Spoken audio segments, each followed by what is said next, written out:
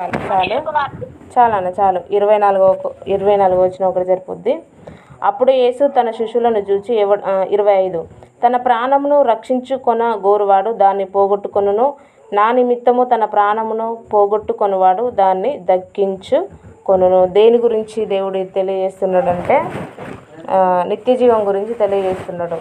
ఎందుకు ఈ మాట తెలియజేస్తాడంటే అప్పుడు ఉన్నటువంటి పరిస్థితులు కూడా అలాంటివి. శిష్యులు యేసుక్రీస్తుని వెంబడించేటువంటి వాళ్ళకి ముందుగానే 24 వచనంలో అందుకే దేవుడు క్లియర్గా చెప్పాడు.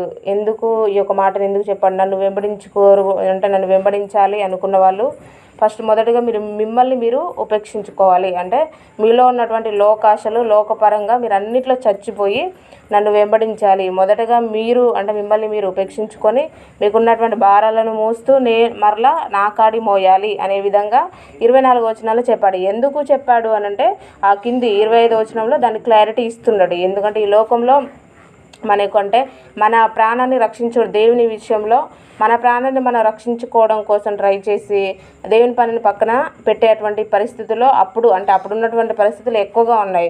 ఒకవేళ వాళ్ళకి కోపం వచ్చింది అనుకోండి, డైరెక్ట్ చంపేసేటువంటి అవకాశం ఉంది. ఇప్పుడు సువార్త ప్రకటించిన కూడా నార్మల్గా గొడవ చేస్తారు, లేకపోతే మన మీద కేసు పెడతారు. కానీ అంతకంటే ఎక్కువగా ఏం చేయలేరు. కానీ అప్పుడున్నటువంటి పరిస్థితులు వేరు, ఇప్పుడున్నటువంటి పరిస్థితులు వేరు. ఇప్పుడు మనకు ఏంటంటే అన్ని రకాలుగా మనకు కొంచెం స్వాతంత్రం వచ్చింది. అన్ని రకాలుగా ఏంటంటే సువార్తను ప్రకటించుకునేటువంటి అవకాశాన్ని కూడా దేవుడు కల్పించాడు. కాబట్టి అప్పుడున్నటువంటి పరిస్థితులను బట్టి దేవుడు మాట్లాడుతున్నాడు. ఇదే ఒక సందర్భం మనకి మార్కు సువార్తలో కూడా కనిపిస్తుంది. ఎవరైనా చదవండి. మార్కు సువార్త 8వ అధ్యాయం 35వ వచనము.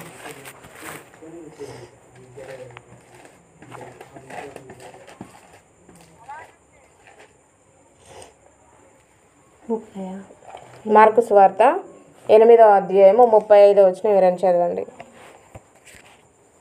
తన ప్రాణమును రక్షించుకొనవారు వాడు దాన్ని పోగొట్టుకును, నా నిమిత్తమును సువార్త నిమిత్తమును తన ప్రాణమును పోగొట్టుకున్నవాడు. చూడండి, మార్కు సువార్త 8వ అధ్యాయం 35వ వచనం నుండి ప్రతి ఒక్కరు తన ప్రాణమును రక్షించుకొన గోరువాడు దాన్ని పోగొట్టుకును, నా నిమిత్తమును సువార్త నిమిత్తమును తన ప్రాణమును పోగొట్టుకున్నవాడు దాన్ని రక్షించుకును. దేని గురించి అనేది మనకి ఇక్కడ క్లారిటీగా మత్తయి సువార్తలో ఏంటిది నార్మల్గా చెప్పాడు, కానీ మనకు అంటే క్లారిటీగా అర్థం కాలే. తన ప్రాణమును రక్షించుకున్న గోరువాడు దాన్ని పోగొట్టుకును, నా నిమిత్తము తన ప్రాణమును పోగొట్టుకున్నవాడు దాన్ని దక్కించుకొను అనేసి ఇక్కడ చెప్పాడు. కానీ ఇక్కడ మనకి క్లారిటీగా ఇచ్చాడు. దేని గురించి అంటే సువార్త నిమిత్తము మన యొక్క ప్రాణాలను సహితము త్యాగం చేసేటువంటి మనస్తత్వం మనలో ఉండాలి. సువార్త ఒక పని అంటే దేవుని యొక్క పని విషయంలో మనము దేవుని యొక్క పని విషయంలో చిన్న చిన్న ఆటంకాలు వచ్చినా కూడా మనం ఏం చేస్తామంటే ఆ యొక్క వర్క్ను ఆపివేయడం కోసం ట్రై చేస్తూ ఉంటాం. కానీ ఇక్కడ దేవుడు ఏమంటున్నాడంటే ఆయన చిత్తాన్ని నెరవేర్చడం కొరకు నువ్వేం చేయాలి అంటే ఒకవేళ ఆయన యొక్క చిత్త ప్రణాళికలో నువ్వు వెళ్తూ ఉంటే కొన్ని కష్టాలు వస్తేనే మనము ఎప్పుడెప్పుడు దేవుని నుండి దూరం కావాలి వదిలేయాలనేటువంటి ఆలోచన మనం కలిగి ఉంటాం. కానీ దేవుడు చెప్తున్నటువంటి మాట ఏంటంటే ఆయన యొక్క చిత్తాన్ని నువ్వు నెరవేర్చేటువంటి సమయంలో నీ యొక్క ప్రాణానికి కూడా నువ్వు అంత విలువ ఇవ్వకూడదు. నీ యొక్క ప్రాణము కూడా ఆయన చిత్తము ముందు ప్రాముఖ్యమైనది కాదు అని చెప్తున్నాడు. ఒకవేళ నువ్వు అలా జీవిస్తే ఉంటారంట.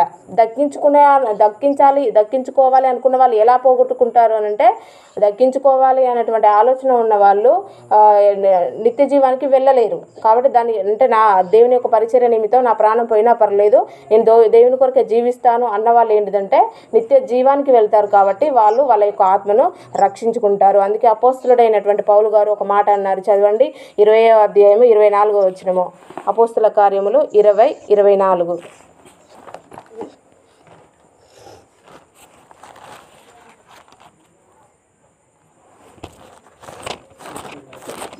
అయితే సాక్ష్యం ఇచ్చి ఉంటారంట. దక్కించుకోవాలి అనుకున్న వాళ్ళు ఎలా పోగొట్టుకుంటారు అని అంటే దక్కించుకోవాలి అనేటువంటి ఆలోచన ఉన్న వాళ్ళు నిత్య జీవానికి వెళ్ళలేరు. కాబట్టి దాన్ని అంటే నా దేవుని యొక్క పరిచర్య నిమిత్తం నా ప్రాణం పోయినా పర్లేదు నేను దేవుని కొరకే జీవిస్తాను అన్న వాళ్ళు ఏంటిదంటే నిత్య జీవానికి వెళ్తారు. కాబట్టి వాళ్ళు వాళ్ళ యొక్క ఆత్మను రక్షించుకుంటారు. అందుకే అపోస్తులుడైనటువంటి పౌలు గారు ఒక మాట అన్నారు, చదవండి 20వ అధ్యాయము 24వ వచనము. అపోస్తుల కార్యములు 20:24.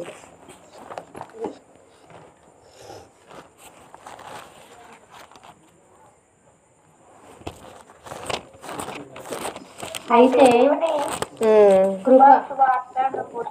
సాక్ష్యం ఇచ్చి ఉమ్,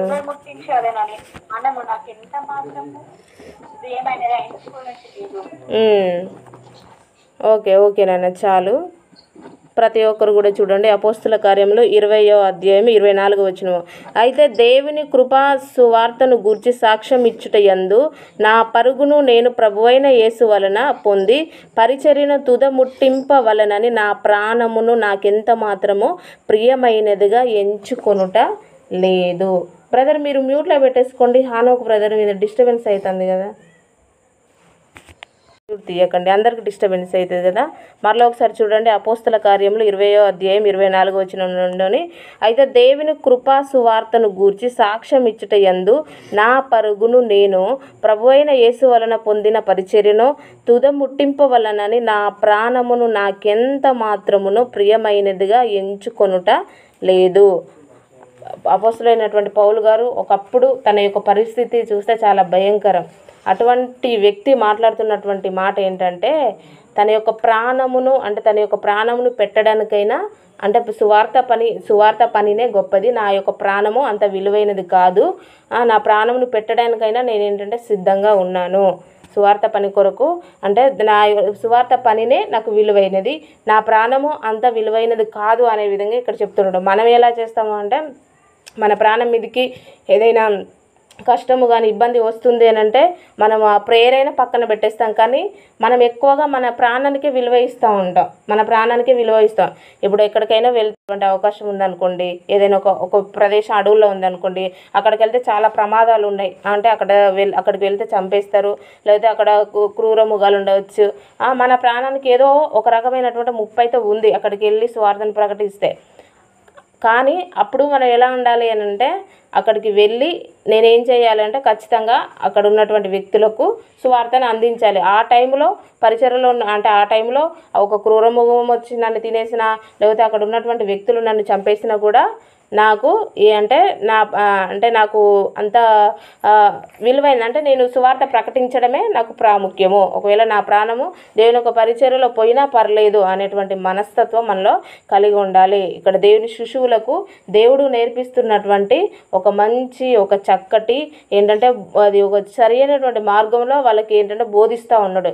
ఇవన్నీ కూడా మీరు ఇలా ఉండాలి. సువార్త నిమిత్తము యేసుక్రీస్తు ఏ విధంగానైతే చెప్పాడో అదే విధంగా ఒక్కొక్క విధంగా మరణిస్తారు దేవుని యొక్క సేవకులు. ఒక్కొక్కరు ఇప్పుడు ఈ యొక్క 12 మంది కూడా 12 రకాలుగా, కొంతమంది రంపాలతో కోయబడతారు, కొంతమంది తలకిందుగా సిలువ వేయబడతారు, ఎవరు మరణించారు, అందరూ కూడా ఏంటంటే హతసాక్షులు అయిపోతారు.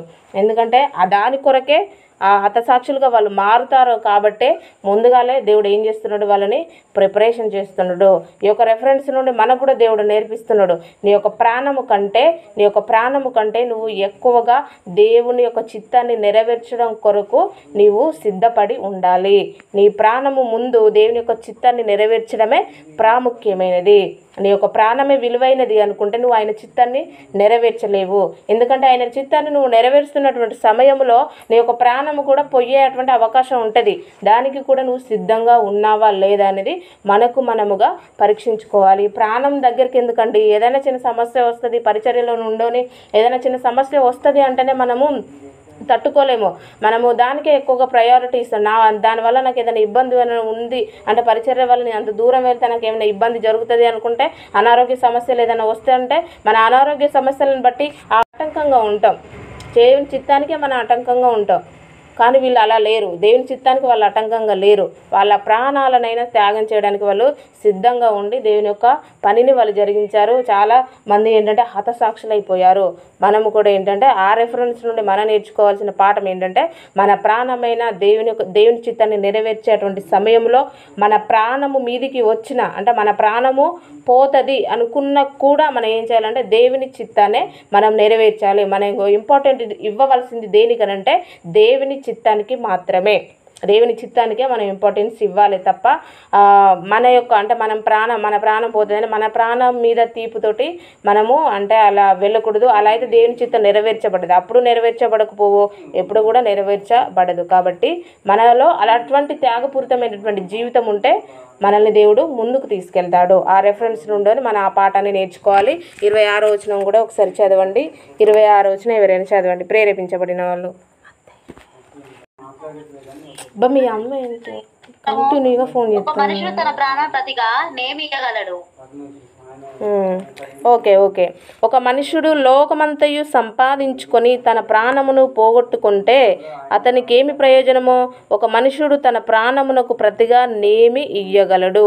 ఒక మనుషుడు లోకమంతా సంపాదించుకొని అంటే ఈ లోకంలో ఉన్నటువంటి ప్రతిదీ అంటే మనకు శరీరానికి అవసరమయ్యే ప్రతిదీ కూడా మనం సంపాదించుకొని అన్నీ మనకు కావలసిన అన్నిటిని మనం సమకూర్చుకొని మనకు కావలసినంత ఆనందాన్ని ఈ లోకంలో మనము అంటే ఈ లోకంలో కావలసినంత ఆనందాన్ని మనం పొందుకొని ఈ లోకంలో కావలసినంత సుఖాన్ని మనం పొందుకొని ఈ లోకంలో మన ఇష్టానుసారంగా మనకు కావలసినంత అన్నీ కూడా ఏంటంటే మన ఇష్టం కొద్దీ మనము ఉండేసి జీవించి మరణిస్తే దానివల్ల ఏం ప్రయోజనం ఉండదు. అందుకే వారు శ్రేయస్సు కలిగి జీవిస్తారు. ఒకటే క్షణంలో వాళ్ళ యొక్క ఆత్మ అనేది లోకం నుంచి వెళ్ళిపోతుంది.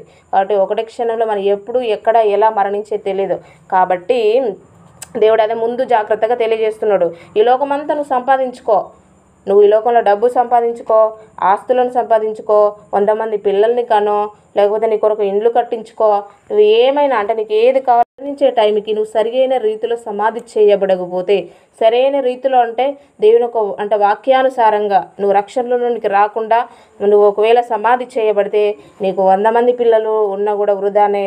లేదా నీకు ఈ లోకంలో ఒక 10 బిల్డింగులు ఉన్నా ఓకేనే. లేకపోతే ఈ లోకంలో సగం భూమి మొత్తం నీది నీ పేరు మీద ఉన్నా కూడా వృధానే. లేకపోతే ఈ లోకం మొత్తం కూడా నీ స్నేహితులై ఉన్నా కూడా వృధానే. ఎందుకు వృధా అంటే నువ్వు మరణించిన తర్వాత నీ యొక్క ఆత్మతోటి నీకు 100 మంది స్నేహితులు ఉన్నా నీతో రారు. నీ తల్లిదండ్రులు అంటే నిన్ను ఎక్కువగా ప్రేమించేటువంటి నీకు తల్లిదండ్రులు ఉన్నా నీ యొక్క ఆత్మకు తోడుగా వెళ్ళరు. లేదా నిన్ను బహుగా ప్రేమించే నీ యొక్క భార్య ఉన్నా నీ యొక్క ఆత్మకు తోడుగా వెళ్ళరు. నిన్ను బహుగా ప్రేమించే నీ యొక్క భర్త ఉన్నా కూడా నీ యొక్క ఆత్మకు తోడుగా వెళ్ళరు. నీ పిల్లలు నేను బహుగా ప్రేమించే నీ పిల్లలు ఉన్నా కూడా నీ యొక్క ఆత్మకు తోడుగా ఎవ్వరు వెళ్ళరండి. అందుకే దేవుడు ఆ పరలోక రాజ్య మర్మాలను అంతేకాకుండా ముందు జరగబోయే విషయాలను కూడా దేవుడు శిష్యులకు క్లియర్గా తెలియజేస్తున్నాడు. ఈ లోకమంతా అంటే ఈ లోకం నువ్వు సంపాదించుకోవడం వల్ల నీకు ఏం ప్రయోజనం? లోకాన్ని వదిలిపెట్టినప్పుడు నువ్వు వెళ్ళేటప్పుడు నువ్వు ఏం తీసుకెళ్ళవు. కాబట్టి ఈ లోకమంతా సంపాదించుకొని నీ యొక్క ఆత్మను నువ్వు రక్షించుకోకపోతే దానివల్ల ప్రయోజనం ఏం లేదు. అందుకే అక్కడ వాళ్ళకి నేర్పిస్తున్నాడు ఏమనంటే ఈ లోకంలో ఆయన శిష్యులు దేవుని యొక్క శిష్యులు అంతకుముందు యేసుక్రీస్తు పిలవక ముందు వాళ్ళని పరిచర్యలోనికి పిలవక ముందు వాళ్ళు ఒక్కొక్క అంటే చేపలు పట్టుకునే ఒక్కొక్కరు ఒక్కొక్క వృత్తిలో ఉన్నారు. కొంతమంది చేపల్ని అది మత్తయ్య గారు అయితే ఇది సుంకరు లాగా ట్యాక్స్ పన్నులు వసూలు చేస్తూ ఉండేవాడు. అలా ఏంటంటే ఒక్కొక్కరు ఒక్కొక్క వర్క్లో ఉన్నారు. వాళ్ళు పని పాట లేకుంటే ఏం లేరు. వాళ్ళు కూడా ఒక వర్క్లో ఉన్నారు. ఆ వర్క్లో ఉన్న వారినే అది కాదు మీకు ప్రాముఖ్యమైనది ఏంటంటే ఆత్మల రక్షణ అనేసి దేవుడు వాళ్ళని పిలిచిన వెంటనే వాళ్ళకు ఉన్నటువంటి సమస్తాన్ని వెంబడించడం అంటే ఇదే. ఉన్న సమస్తాన్ని కూడా వాళ్ళు వదిలేసి వచ్చారు. ఇక్కడ మత్తయ్య గారు అక్కడ సుంకం వసూలు చేస్తున్నటువంటి టైంలో యేసుక్రీస్తు వెళ్ళేసి పిలిచిన వెంటనే ఆయన తన తల్లిదండ్రులు తనకు అప్పటికి మ్యారేజ్ అయిపోయింది, పిల్లలు కూడా ఉండవచ్చు. పిల్లల గురించి కానీ కుటుంబం గురించి కానీ ఏం ఆలోచించలే. ఇప్పుడు ప్రజెంట్ మనమైతే లోకాన్ని వదిలిపెట్టినప్పుడు నువ్వు వెళ్ళేటప్పుడు నువ్వు ఏం తీసుకెళ్ళవు. కాబట్టి ఈ లోకమంతా సంపాదించుకొని నీ యొక్క ఆత్మను నువ్వు రక్షించుకోకపోతే దానివల్ల ప్రయోజనం ఏం లేదు. అందుకే అక్కడ వాళ్ళకి నేర్పిస్తున్నాడు ఏమనంటే ఈ లోకంలో ఆయన శిష్యులు దేవుని యొక్క శిష్యులు అంతకుముందు యేసుక్రీస్తు పిలవక ముందు వాళ్ళని పరిచర్యలోనికి పిలవక ముందు వాళ్ళు ఒక్కొక్క అంటే చేపలు పట్టుకునే ఒక్కొక్కరు ఒక్కొక్క వృత్తిలో ఉన్నారు. కొంతమంది చేపల్ని అది మత్తయ్య గారు అయితే ఇది సుంకరు లాగా ట్యాక్స్ పన్నులు వసూలు చేస్తూ ఉండేవాడు. అలా ఏంటంటే ఒక్కొక్కరు ఒక్కొక్క వర్క్లో ఉన్నారు. వాళ్ళు పని పాట లేకుంటే ఏం లేరు. వాళ్ళు కూడా ఒక వర్క్లో ఉన్నారు. ఆ వర్క్లో ఉన్న వారినే అది కాదు మీకు ప్రాముఖ్యమైనది ఏంటంటే ఆత్మల రక్షణ అనేసి దేవుడు వాళ్ళని పిలిచిన వెంటనే వాళ్ళకు ఉన్నటువంటి సమస్తాన్ని వెంబడించడం అంటే ఇదే. ఉన్న సమస్తాన్ని కూడా వాళ్ళు వదిలేసి వచ్చారు. ఇక్కడ మత్తయ్య గారు అక్కడ సుంకం వసూలు చేస్తున్నటువంటి టైంలో యేసుక్రీస్తు వెళ్ళేసి పిలిచిన వెంటనే ఆయన తన తల్లిదండ్రులు తనకు అప్పటికి మ్యారేజ్ అయిపోయింది, పిల్లలు కూడా ఉండవచ్చు. పిల్లల గురించి కానీ కుటుంబం గురించి కానీ ఏం ఆలోచించలే. ఇప్పుడు ప్రజెంట్ మనమైతే సడన్గా వెళ్ళేసి మనం పిలిచామనుకోండి వాళ్ళు ఎలా ఆలోచిస్తారు?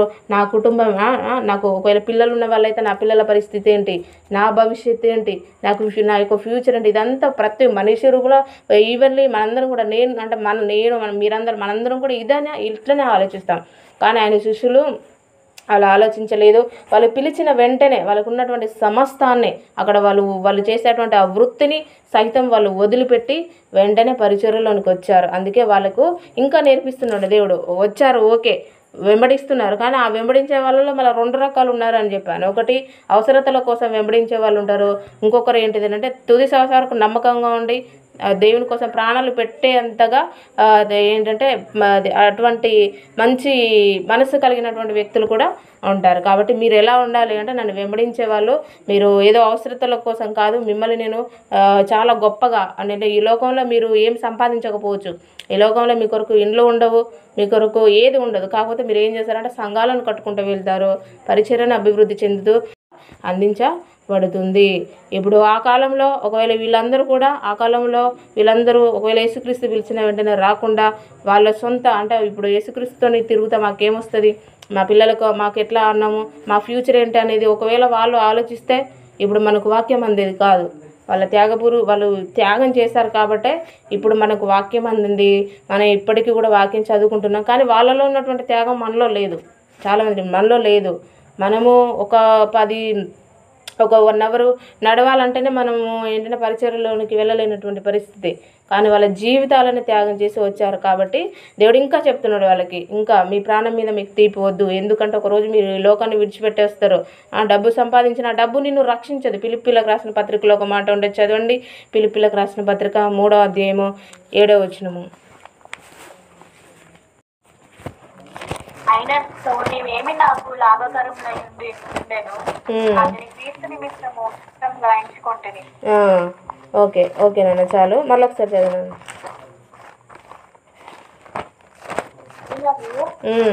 ఏవేవి నాకు లాభకరములై ఉండెను వాటిని క్రీస్తు నిమిత్తము నష్టంగా ఎంచుకొంటిని. ఓకేనైనా, చాలు. 3వ అధ్యాయము 7వ వచనం నుండి ప్రతి ఒక్కరు కూడా చూడండి. అయినను ఏవేవి నాకు లాభకరములై ఉండెనో వాటిని క్రీస్తు నిమిత్తము నష్టముగా ఎంచుకొంటిని. అతడు అంటే ఇప్పుడు లాభకరమైనవంటి ఏంటిదంటే ఒక జాబు కానీ లేకపోతే ఒక వ్యాపారము కానీ, ఇవన్నీ కూడా ఏంటిది మనం చేసేటువంటి వృత్తి అంటే మనం చేసేటువంటి వర్క్స్, వాటి వల్ల మనకేమొస్తుందంటే లాభం వస్తుంది, డబ్బు సంపాదిస్తాం. ఆ డబ్బు సంపాదించే దాన్ని కూడా క్రీస్తు నిమిత్తము దాన్ని ఏంటంటే అది వదిలేసైనా కూడా అంటే దాంట్లో నష్టం వచ్చినా పర్లేదు, కానీ మనం ఏం చేయాలంటే మనకు ఉన్నటువంటి లాభాన్నైనా దేవుని యొక్క చిత్తాన్ని నెరవేర్చడంలో వదిలేసుకోవాలి. అది ఇక్కడ దేవుడు తెలియజేస్తున్నాడు. ఎందుకంటే ఆ లాభము నిన్ను రక్షించలేదు. ఇప్పుడు నువ్వు ఒకవేళ దేవుని చిత్తాన్ని కాకుండా ఒక 1,00,000 రూపాయలు నువ్వు దేవుని చిత్తాన్ని కాకుండా 1,00,000 రూపాయలు సంపాదించినావు అనుకో, ఆ 1,00,000 రూపాయలు పెట్టేసి నువ్వు బంగారాన్ని వెండిని ఏం కొనుక్కున్నా కూడా సరే, ఏదైనా నువ్వు కొనుక్కో, మొత్తానికైతే నీ కొరకు నువ్వు నిల్వ చేసుకో. అది ఒకవేళ ఈ రోజే దేవుని ఒక రాకడ వచ్చింది అనుకోండి, ఈ రోజు నువ్వు సంపాదించుకున్నావు, ఈ రోజే దేవుని రాకడ వచ్చింది, లేకపోతే దురదృష్టవశాత్తు అయి ఉంటే ఈ రోజే నువ్వు వెళ్ళిపోయినావు. ఒకవేళ నీకున్నటువంటి ఆ సంపాదించినటువంటి ఆ 1,00,000 రూపాయలు కానీ ఆ 50,000 కానీ దేవుని చిత్తాన్ని నెరవేర్చకుండా నువ్వు సంపాదించిన ఏది కూడా నిన్ను రక్షించలేదు. సామెతల గ్రంథంలో ఒక మాట ఉంటే చదవండి. సామెతల గ్రంథము 11వ అధ్యాయము 4వ వచనము.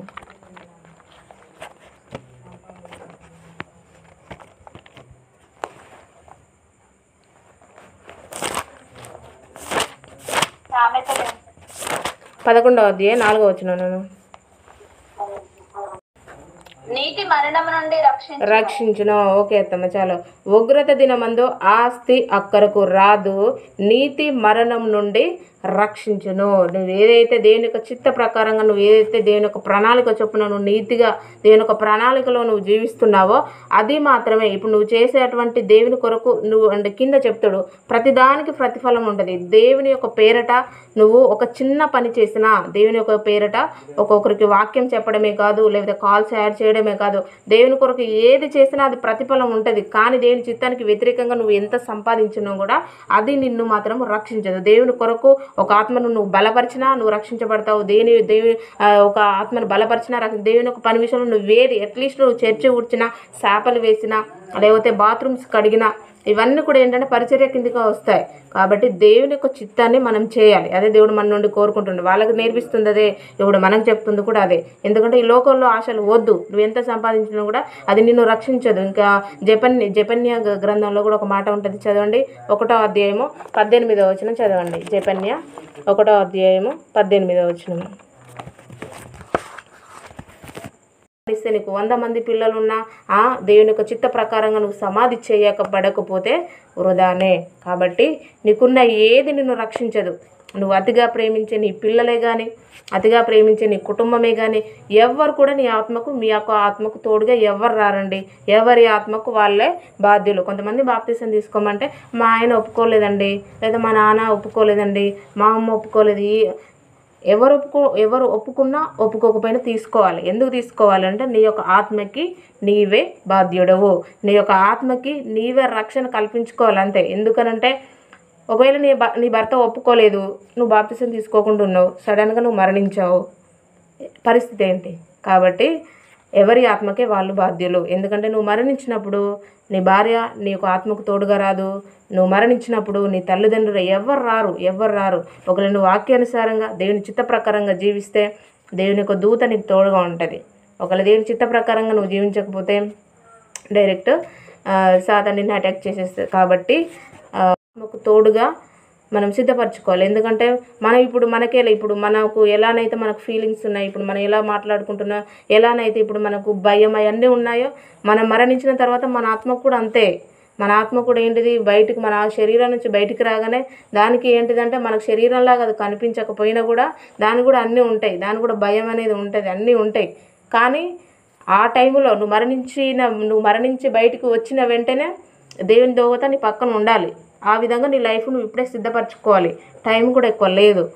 మన జీవితం మనది ఒక్కొక్కరికి 20 ఇయర్స్ అలా, ఇంకా కొంతమంది అయితే ఇంకెక్కువ ఏజ్ వాళ్ళు కూడా ఉన్నారు. కాబట్టి అందరికీ లైఫ్ అనేది వెళ్తూనే ఉంది ముందుకు. కాబట్టి మనం మరణించిన వెంటనే నీ పక్కన దేవుని యొక్క దూత వచ్చి ఉండాలి. ఆ విధమైనటువంటి లైఫ్ అందరికీ ఉండాలి. అందుకోసమే దేవుడు వాళ్ళని ఈ లోకాశంలో అంటే లోక పరంగా మీరు అన్నిట్లో చచ్చిపోవాలి, ఏది కూడా మీకు అంటే మీ ప్రాణాన్ని సహితము ఏంటంటే నాకు ప్రాణాన్ని సహితం త్యాగం చేయడానికి మీరు సిద్ధంగా ఉండాలనేసి వాళ్ళని ఎందుకు అలా ప్రిపరేషన్ చేస్తున్నాడంటే మనం మరణించిన తర్వాత మన ఆత్మకి ఎవరు తోడుగా ఉండరు. కాబట్టి దేవుని యొక్క సన్నిధి, దేవుని యొక్క దూతనే మనకు తోడుగా ఉండాలి. మనం మరణించిన వెంటనే లోకాశల వల్ల దేవుని చిత్తాన్ని నెరవేర్చకుండా, లోకాశల వల్ల దేవుని చిత్తానికి ఆటంకంగా ఎవరు ఉండకూడదు. ఎందుకనంటే దయ్యము మనం అనుకోకుండా మనల్నే దేవుని చిత్తానికి నెరవేర్చకుండా అది మనల్ని శోధిస్తూ ఉంటుంది. పేతురుగారిలో నుండి ఎలా శోధించింది యేసుక్రీస్తును, ఆ విధంగా మనల్ని కూడా కొన్నిసార్లు శోధిస్తూ ఉంటుంది. కాబట్టి మనము దాన్ని గుర్తుపట్టేసి దేవుని చిత్తానికి వ్యతిరేకంగా అది ఏది వచ్చినా కూడా మనం దాన్ని త్రోసివేయాలి. కొన్నిసార్లు అందరికీ వస్తూ ఉంటాయి, మీకు నాకు అందరికీ దేవుని చిత్తాన్ని నెరవేర్చకుండా సాతాను అడ్డుకుంటూ ఉంటుంది. ఎందుకంటే ఆయన చిత్తాన్ని నెరవేర్చకపోతే నీకు నిత్య జీవం లేదు. కాబట్టి నువ్వు నిత్య జీవానికి వెళ్ళాలంటే ఆయన చిత్తాన్ని నెరవేర్చాలి. ఆయన చిత్తాన్ని నువ్వు నెరవేర్చాలంటే నేను ఆటంకపరచాలి. ఆయన చిత్తాన్ని నెరవేర్చకుండా సాతాను యొక్క ఉద్దేశం ఏంటి? అదే నరకానికి వెళ్ళకుండా దాంతోపాటు ఇంకా చాలామంది నరకానికి వెళ్ళాలి. వాళ్ళందరూ ఏడుస్తూ ఉంటే తన పిల్లలందరూ బాధపడి, మనందరం కూడా ఎవరి పిల్లలు ఆయన తండ్రి పిల్లలము కాబట్టి మనందరం బాధపడుతుంటే ఆయన అక్కడ బాధపడాలి. మనందరం బాధపడుతుంటే తండ్రి కూడా నొచ్చుకోవాలి. దాని యొక్క గోల్ అదే. సాతాను యొక్క గోల్ ఏంటిది? కోల్పోయింది. అక్కడ మంచిగా దేవునితో ఉండేటువంటి సహవాసాన్ని, దాని ఫ్రెండ్స్ ఇంకా మికాయేలు వీళ్ళందరూ కూడా దాని ఫ్రెండ్స్ దూతలు, వాళ్ళతో సహవాసాన్ని కోల్పోయి భూమి మీద త్రోయబడిన తర్వాత ఇంకా అది చాలా కక్ష పెంచేసుకుంది. మరలా కోల్పోయినటువంటి సహవాసం దానికి వస్తుందంటే రాదు. ఎందుకంటే కంప్లీట్గా దాన్ని దేవుడు నిషేధించాడు కనుక ఇంకా దానికి మళ్ళీ అవకాశం లేదు. కాబట్టి దానికి కుయుక్తి ఏంటంటే ఎటు చేసి దేవుని హృదయం వచ్చేలాగా ఆల్రెడీ చేసింది. నోవాహు కాలం వచ్చేసరికి ప్రజలందరూ కూడా దేవుడు తన చేతులతో ఇష్టపూర్వకంగా చేసిన ప్రజలందరూ కూడా ఆయనంతటా ఆయనే తుడిచివేసేటువంటి అంత స్థితికి ఎవరు తీసుకెళ్లారంటే దయ్యం తీసుకెళ్ళింది. ఎందుకనంటే ఆయన చిత్తాన్ని నెరవేర్చకుండా ఇష్టానుసారంగా జీవించి దేవుని యొక్క మాటను వినకుండా తన బిడ్డలే తన మీదకి ఎదురు తిరిగేటువంటి పరిస్థితి అది చేసింది. కాబట్టి ఇప్పటికీ మనల్ని శోధిస్తూ ఉంటుంది. దేవుని చిత్తం ఎటు చేసి మన జీవితంలో నెరవేర్చకూడదు. అదే దాని యొక్క గోల్. మన యొక్క గోల్ ఏం పెట్టుకోవాలి? ఆయన చిత్తం నెరవేర్చడమే నా పని అని మనం పెట్టుకొని మనం ముందుకెళ్ళాలి. ఓకేనా? 27వ వచనం 28వ వచనం చూసుకొని క్లోజ్ చేసుకుందాము. మనిషి కుమారుడు తన తండ్రి మహిమ గలవాడే తన దూతలతో కూడా రాబోచున్నాడు. అప్పుడు ఆయన ఎవని క్రియల చొప్పున వానికి ఫలమిచ్చును. ఇక్కడ నిల్చున్న వారిలో కొందరు మనిషి కుమారుడు తన రాజ్యముతో వచ్చుట చూచు వరకు మరణము రుచి చూడరని నిశ్చయముగా మీతో చెప్పుచున్నాను. మనిషి కుమారుడు తన తండ్రి మహిమ గలవాడే తన దూతలతో కూడా రాబోచున్నాడు. అప్పుడు ఆయన ఎవని క్రియల చొప్పున వానికి ఫలమిచ్చును. ఇక్కడ చాలా క్లియర్గా ఇంకొక సీక్రెట్ను కూడా రిలీజ్ ఆయన మరలా రాబోతున్నాడు. ఇప్పుడు వెళ్ళిపోయి మరలా కూడా వస్తాడు. ఆ వచ్చినప్పుడు ఆయన ఇప్పుడు మొదటి రాకడలో ఎలా వచ్చాడు, యేసుక్రీస్తు యొక్క మొదటి రాకడ ఎలా వచ్చాడు అని అంటే ఆయన ఒక దీన స్వభావంతో రక్షించడం కొరకు అన్నిట్లో ఆయన తగ్గించుకొని వచ్చిండు. కానీ రెండోసారి అలా ఉండదు. రెండోసారి చాలా ఉగ్ర రూపం. మొదటి రాకడ వచ్చినట్టే రెండో రాకడ వస్తాడు ఆయన అని అనుకోవడం చాలా తప్పు. ఓకేనా. రెండో రాకడ చాలా భయంకరంగా ఉంటుంది. ఆ రెండో రాకడలో మనం అసలు ఎత్తబడతామా లేదా అనేది నమ్మకం లేదు. ఎందుకంటే మన జీవితాలు ఇంకెక్కడ సరి చేయబడ్డాయి. ఆయన రెండో రాకడ ఆలోచన చేయడానికి కారణం కూడా అదే. మన జీవితాలు ఇంకా సరి చేయబడలే, ఇంకెక్కడే ఒక దగ్గర తప్పిపోతూనే ఉన్నాము. కాబట్టి ఆయన రెండవ రాకడ వచ్చినప్పుడు మీరు చేసే ప్రతి దానికి ఫలం ఉంటుందండి.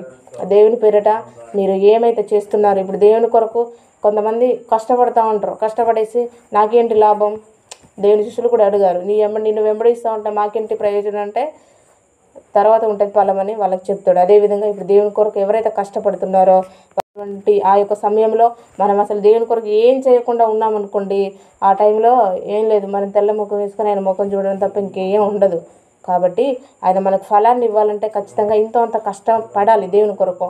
షార్ట్ ఫిలిమ్స్ తీయడమా, లేకపోతే పత్రికల ద్వారా సువార్తను ప్రకటించడమా, లేకపోతే ఇతరులకు వాక్యాన్ని బోధించడమా, లేకపోతే అట్లీస్ట్ మన ఫ్రెండ్స్కైనా మన దగ్గరికి మాట్లాడడం, మనం అంటే ఇష్టపడి మాట్లాడడం కొరకు మన దగ్గరికి చాలామంది వస్తారు. అట్లీస్ట్ వాళ్ళకి సువార్తనైనా నార్మల్గా అట్లీస్ట్ సువార్త అంటే నువ్వు ఏదో బాగా చెప్పాల్సిన, ఆయన ఎందుకు పుట్టాడు, ఆయన ఎందుకు మరణించాడు, ఆయన ఒక రెండో రాకడ ఎలా ఉంటుంది, మనం మరణించిన తర్వాత మన యొక్క జీవితం ఏంటి, మనకు కూడా మనం మరణించిన తర్వాత మన యొక్క లైఫ్ అనేది అసలైన లైఫ్ స్టార్ట్ అవుతుంది అనేటువంటి విషయాలను మనం జస్ట్ వాళ్ళకి తెలియజేస్తే సరిపోతుంది. కాబట్టి కొంత ప్రతి ఒక్కరు కూడా దేవుని పని చేసి ఉండండి. ఆయన రాకడ వచ్చేలోపు మనందరం కూడా ఉండాలి. ఎందుకంటే ప్రతిదీ కూడా రాయబడుతుంది. ప్రకటన గ్రంథము 20 అధ్యాయము 12 వచనం ఎవరైనా చదవండి. ప్రకటన గ్రంథము 20:12.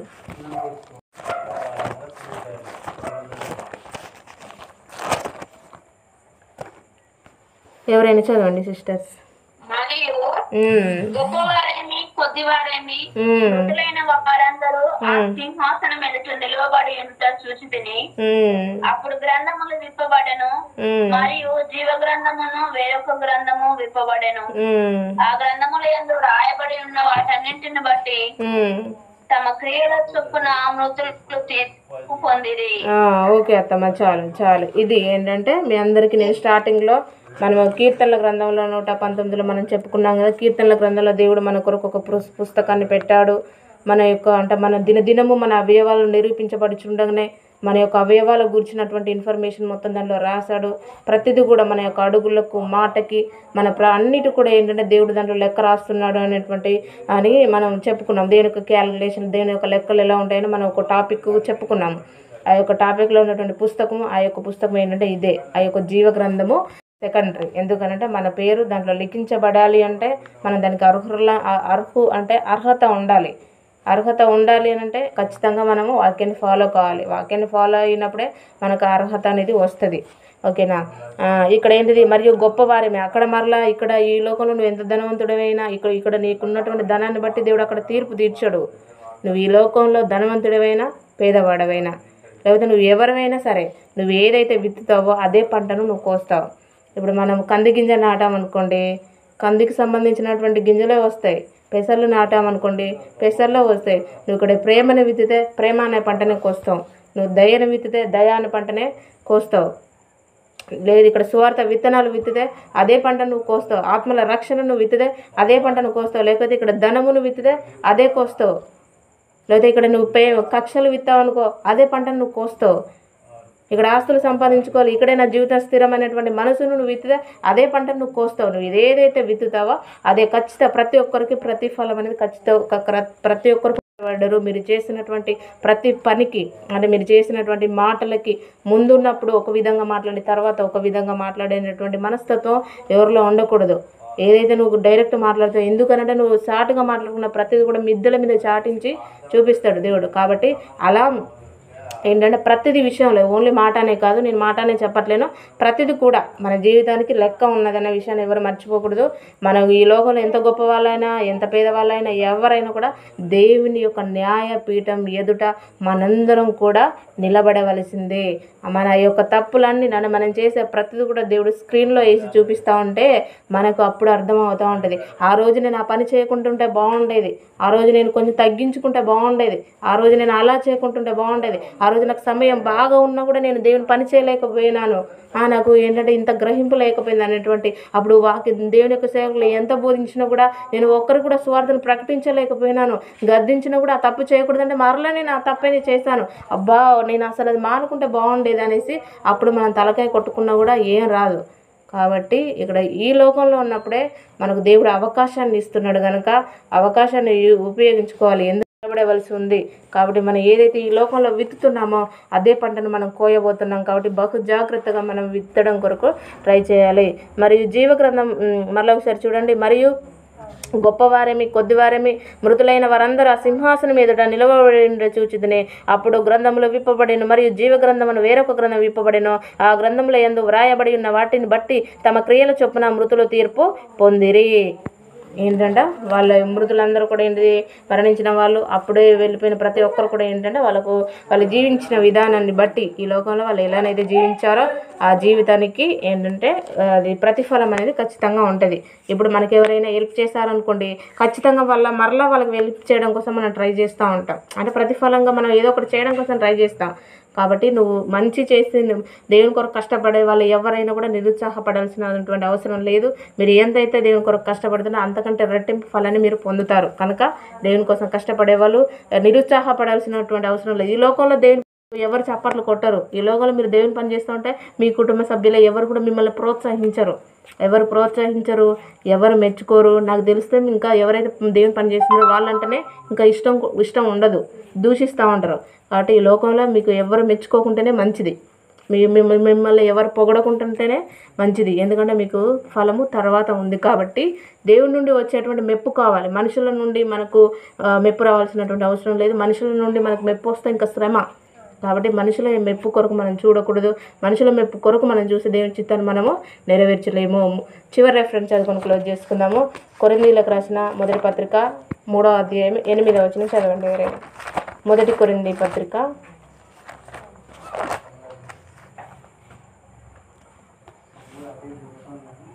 3వ అధ్యాయం 8వ వచనం. నాటవాడును నీళ్లు పోయేవాడును ఒక్కడే, ప్రతివాడు తాను చేసిన కష్టం కొలది జీతం పుచ్చుకొనను.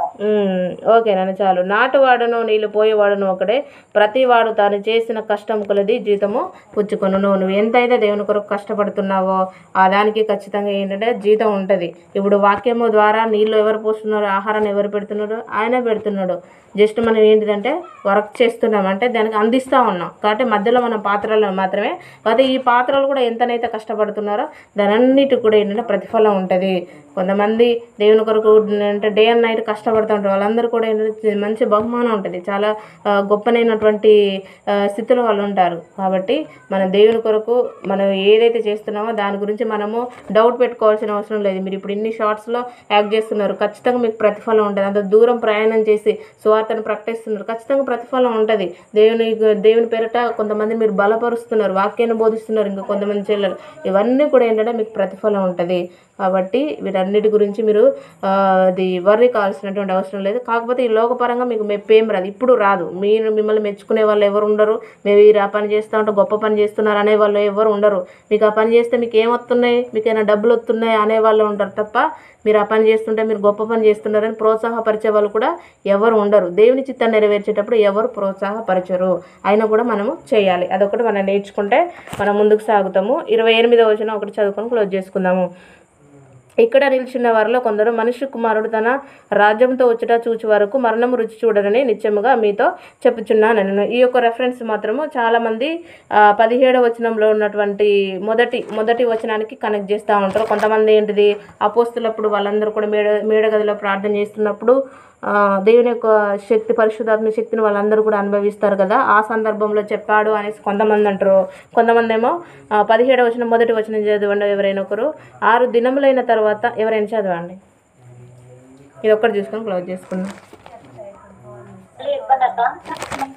6 దినములైన తర్వాత ఆ, యేసు పేతురును ఉమ్, యాకోబును అతని సహోదరుడైన యోహానును ఆ, వెంటబెట్టుకొని ఎత్తైన ఒక కొండ మీదకి ఏకాంతముగా పోయి ఆ, వారి ఎదుట రూపాంతరము పొందెను. ఆ. ఆయన ముఖము సూర్యుని వల్ల ప్రకాశించెను. ఆయన ముఖము సూర్యుని వల్ల ప్రకాశించెను, ఆ. ఆయన వస్త్రములు వెలుగు వల్ల తెల్లలు. తెల్లవాయెను. ఓకే అత్తమ్మ, చాలు చాలు. చాలు అత్తమ్మ. ఈ యొక్క రెఫరెన్స్ని 28వ వచనంలో ఉన్నటువంటి రెఫరెన్స్ను ఇక్కడ నిలిచి ఉన్న వారిలో కొందరు మనుష్య కుమారుడు తన రాజ్యముతో వచ్చుట చూచు వరకు మరణము రుచి చూడరని నిత్యముగా మీతో చెప్పుచున్నాను నేను. దీన్ని ఒక్కొక్కరు ఒక్కొక్క విధంగా చెప్తుంటారు. కొంతమంది ఎలా చెప్తారంటే యేసుక్రీస్తు తన యొక్క రాజ్యము ఎప్పుడు వచ్చింది అంటే ఆయన ఈ లోకానికి వచ్చిన తర్వాత, అంటే ఈ లోకానికి వచ్చినప్పుడు ఎవరు ఉన్నారు అంటే దేవుని యొక్క శిష్యులు ఉన్నారు, అప్పుడు ఉన్నటువంటి జనాంగము గురించి చెప్పాడని కొంతమంది అంటారు. కొంతమంది ఎలా చెప్తారంటే అపోస్తలులు మేడగదిలో ప్రార్థిస్తున్నప్పుడు పరిశుద్ధాత్ముడు వచ్చాడు కనుక అదే దేవుని యొక్క రాజ్యం అప్పటి నుండి స్టార్ట్ అయిపోయింది. అంటే అప్పటి నుండి అంటే ఆల్రెడీ ఆయన పుట్టుకతోనే స్టార్ట్ అయింది, కాకపోతే అక్కడ ఏంటంటే సంఘం స్థాపన అనేది అక్కడే స్టార్ట్ అవుతుంది కదా, దానికి కనెక్ట్ చేస్తారు. కొంతమంది దీనికి కనెక్ట్ చేస్తూ ఉంటారు ఈ రెఫరెన్స్ను. ఏది ఏమైనా కూడా ఆయన రాజ్యమును చూశారు. ఎవరు చూశారంటే ఆయన శిష్యులు చూశారు. ఓకేనా. మనం ఎప్పుడు చూస్తాము అని అంటే రెండో రాకడ వచ్చినప్పుడు మనం బ్రతికుంటే చూస్తాము. లేకపోతే దేవుని రాజ్యం అంటే దేవుని రాజ్యం అంటే ఏదో పరలోక రాజ్యము వేరు. దేవుని యొక్క రాజ్యం అంటే మనం ఎక్కడైతే సంఘం కూడి ఉంటామో అదే దేవుని యొక్క రాజ్యముగా కొన్ని చోట్ల ఉంటుంది. కాబట్టి దేవుని యొక్క రాజ్యాన్ని సంఘాన్ని ఎవరు చూసారో అప్పుడు ఉన్న యేసుక్రీస్తుతో పాటు యేసుక్రీస్తు తయారు చేసినటువంటి సంఘంలో సభ్యులుగా ఉండి సూచన వాళ్ళు ఎవరంటే ఆయన యొక్క శిష్యులు. వాళ్ళ గురించే దేవుడు ఆ మాటను చెప్పాడు. ఓకేనా. దేవుడి వాక్యం మీ హృదయంలో ఫలింపచేయనుగాక. దేవుని చిత్తాన్ని శిశువులు ఏ విధంగానైతే ఎన్ని కష్టాలు వచ్చినా ఎన్ని ఇబ్బందులు వచ్చినా వాళ్ళ ప్రాణాలను సహితం పెట్టడం కొరకు సిద్ధంగా ఉండి దేవుని చిత్తాన్ని వాళ్ళు నెరవేర్చారో మీరందరూ కూడా ఆయన చిత్తాన్ని ఆ విధంగా నెరవేర్చాలని కోరుకుంటూ ఈ వాక్యాన్ని ముగిస్తున్నాను. మిగతా సెక్షన్ మన మధ్యలో ఉన్న విజయ సిస్టర్ గారు నడిపిస్తారు.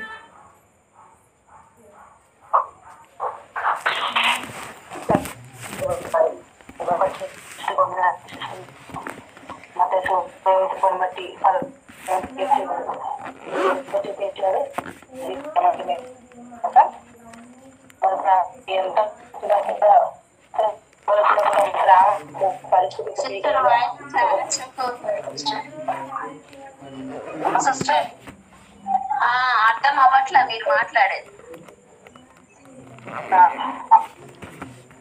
చేయనమ్మా.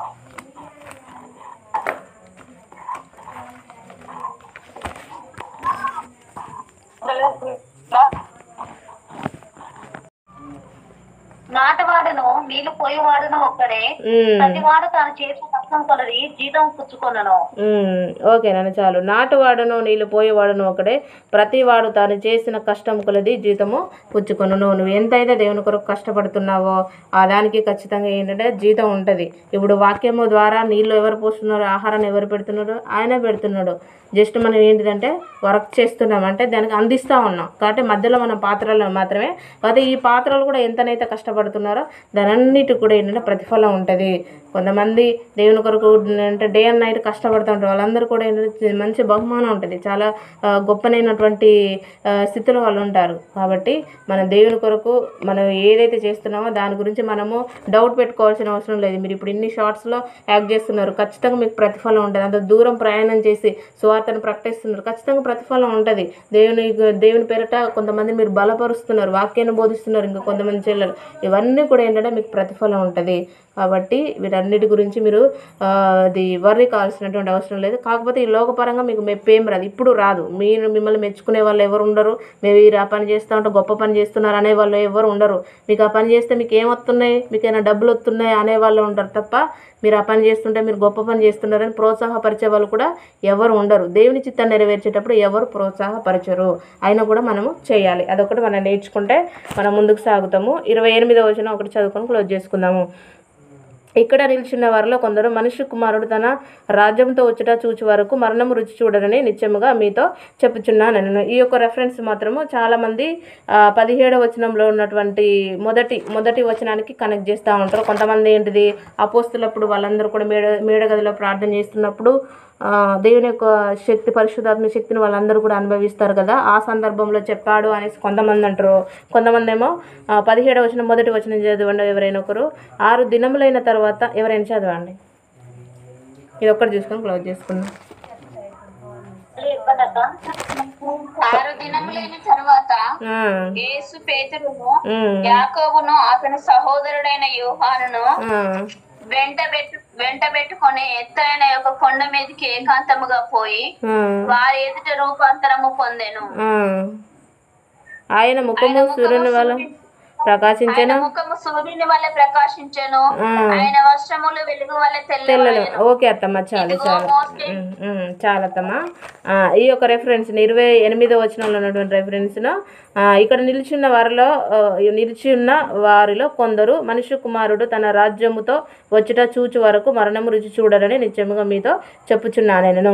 దీన్ని ఒక్కొక్కరు ఒక్కొక్క విధంగా చెప్తుంటారు.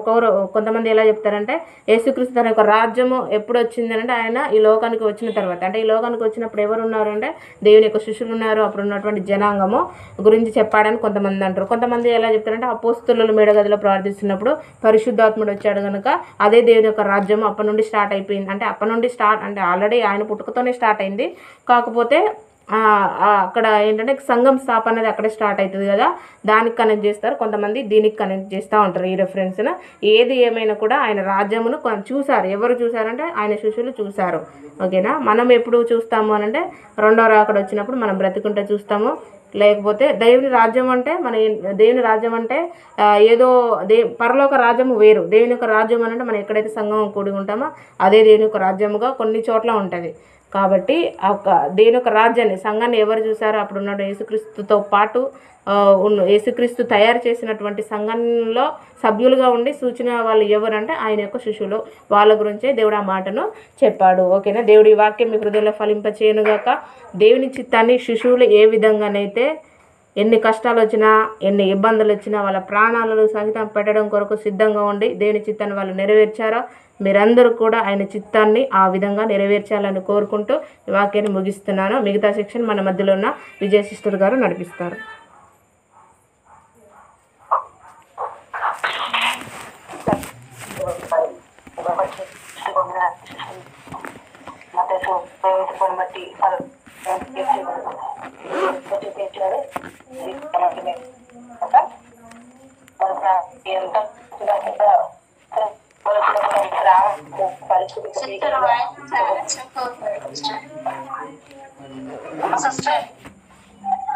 అర్థం అవ్వట్లా మీరు మాట్లాడేది.